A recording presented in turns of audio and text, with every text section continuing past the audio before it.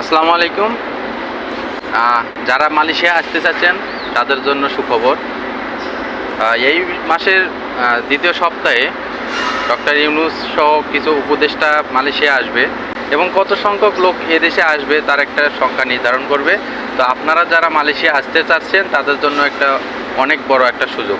তো আপনারা যারা আসতে চাচ্ছেন তারা মানসিকভাবে এবং আর্থিকভাবে প্রস্তুতি নেন এবং এই সুযোগে অনেক অসাধু এজেন্সি আছে যারা আপনাদের ফাঁদে ফেলে অনেক টাকা নিতে পারে।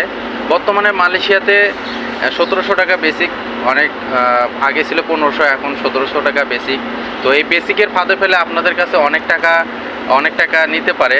তো আপনারা সেই ফাঁদে পড়বেন না, আপনারা সব কিছু বুঝে শুনে তারপরে আপনারা মালয়েশিয়া দিকে আগেবেন।